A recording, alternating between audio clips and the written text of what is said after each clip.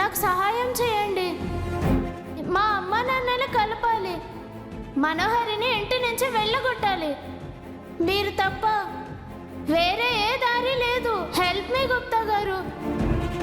మేమొక్కరమే ఆ బాలికకు సహాయము చేయలేము. తోడుగా నారదుల వారిని పిలువోలే. నారద మహర్షి, ఒక్కమారు మాకు ప్రత్యక్షము కమ్ము. ధూమ్తత. నారాయణ నారాయణ. నారద మునీంద్రులకు ప్రణవోస్మి. శుభమస్తు. ఏమిటయ్యా చిత్రగుప్త, వేళాపాళా లేకుండా పిలిచితివి?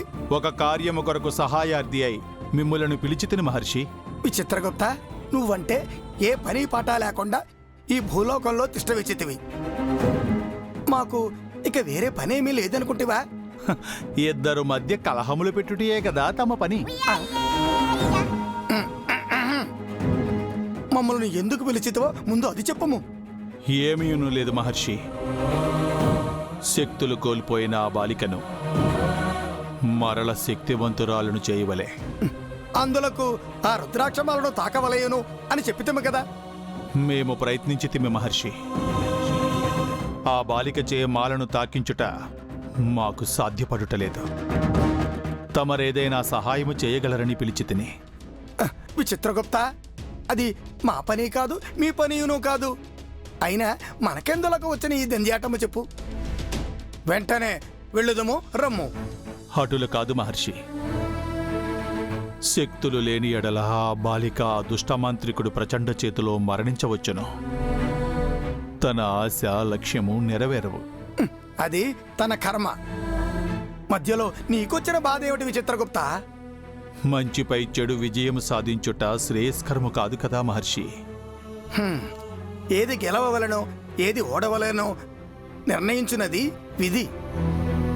అయినను మనకెందులకు? మీరెన్ని కలహ కార్యకలాపములు చేసితురో ఆ లెక్కల చెట్ట మా వద్దనే ఉన్నది మహర్షి. పాపుల పాపాల చిట్టా రాయమంటే మా చిట్టా కూడా రాసితవా విచిత్రగుప్త? అందరి చిట్టాలు లిఖించుటయే కదా మహర్షి మా కర్తవ్యము.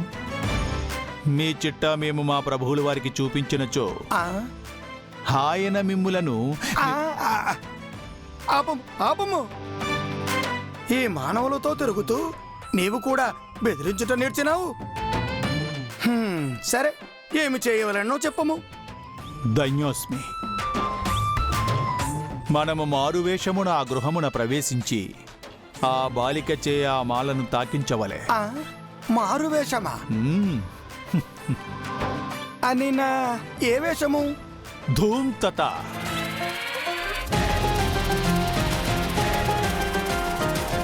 మమ్మలను భ్రమరముగా మార్చేసినవేమిటి విచిత్రగుప్త? మిమ్ములను గౌరవించి మేము మసికముగా మారితిమి కదా మహర్షి.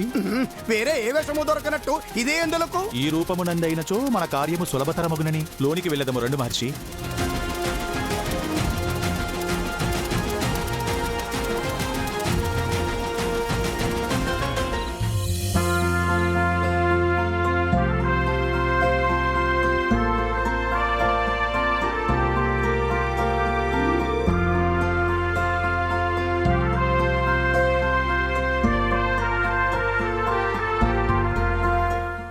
అవును మను, మీరు 6-7 years కోల్కతాలో ఉన్నారు కదా?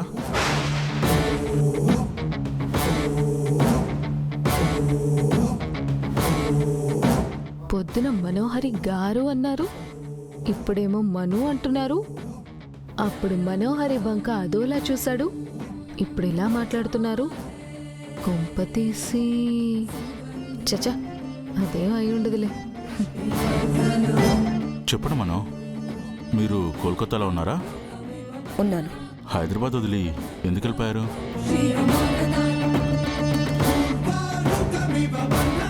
ఆరు పెళ్ళైపోయాక లోన్లీగా అనిపించింది. ప్లేస్ మారితే బాగుంటుందని కోల్కతా ఆర్ఫనైజ్ హోమ్కి షిఫ్ట్ అయ్యాను. కోల్కతాలో మీరున్న ఆర్ఫనైజ్ హోమ్కి దగ్గరలోనే రణవీర్ ఇల్లు ఉండదు కదా?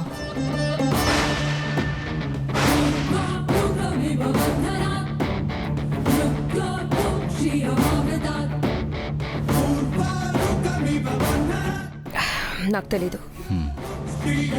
అదేంటి మనోహరి, రణ్వీర్ అంటే కలకత్తాలో చాలా ఫేమస్ అంట కదా. మీ హోమ్ కి దగ్గరలో ఉన్న రణ్వీర్ ఇంటి గురించి నీకు తెలీదా? నేను ఆ ఆర్ఫన్ హోమ్లో ఎక్కువ రోజులు లేను. దానికి దూరంగా ఉన్న వర్కింగ్ ఉమెన్ హాస్టల్కి షిఫ్ట్ అయ్యాను. కోల్కతాలో మీరేదైనా జాబ్ చేసేవారా? జాబ్ వెతుకుదామని హాస్టల్కి షిఫ్ట్ అయ్యాను. మీరు ఏ హాస్టల్లో ఉండేవారో ఆ రికార్డ్స్ ఏమైనా ఉన్నాయా? ఆ హాస్టల్ వాళ్ళు రికార్డ్స్ మెయింటైన్ చేయలేదు. ఎందుకని? ఒక్క నిమిషం.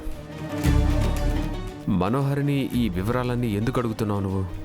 ఎందుకంటే అమర్, మీరు చెప్పిన వెంటనే నేను కోల్కతాలో ఉన్న నా టీంకి చెప్పి రణ్వీర్ గురించి ఎంక్వైరీ చేయించాను.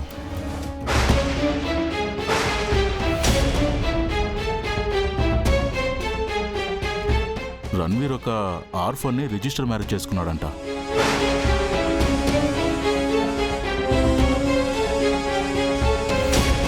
బ్యాడ్ లక్ ఏంటంటే రిజిస్టర్ ఆఫీస్లో ఆ పెళ్లికి సంబంధించిన డాక్యుమెంట్ మిస్ అయింది. మా టీం వెతుకుతున్నారు. 2 డేస్లో రణ్వీర్ వైఫ్ పేరు, ఫోటో కనిపెడతారు.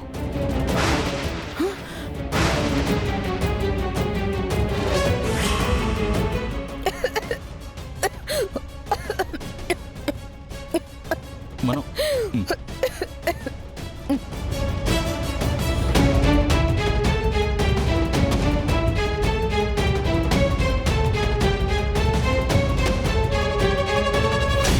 మెల్లగా తినండి, మనం కంగారు ఏం లేదు. అమర్, మనోహరి కొద్ది రోజులు రణ్వీర్ ఇంటి దగ్గర ఉన్న హోమ్లో ఉంది కాబట్టి తనకు రణ్వీర్ పెళ్లి గురించి, వైఫ్ గురించి తెలిసేమో అని అడిగాను. ఖచ్చితంగా తెలిసే ఉంటుంది సార్. అంత దగ్గరలో ఉన్నప్పుడు తెలియకుండా ఎలా ఉంటుంది? నాకేం తెలీదు. ఆ? కోల్కతాలో ఉన్నప్పుడు అసలు రణ్వీర్ ఎవరో కూడా నాకు తెలీదు. అతన్ని నేను ఈ ఇంట్లో చూడడమే అంతే. కూల్ మనో, ఎందుకు అంత సీరియస్ అవుతున్నావు? మేము రణ్వీర్ వైఫ్ గురించి అడిగాం కానీ మీరే రణ్వీర్ వైఫ్ అని చెప్పలేదు కదా.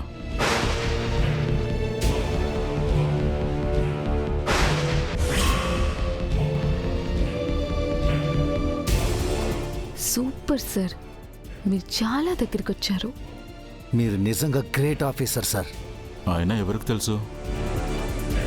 మీరే రణ్వీర్ వైఫ్ ఏమో, రణ్వీర్ వైఫ్ ఏమో.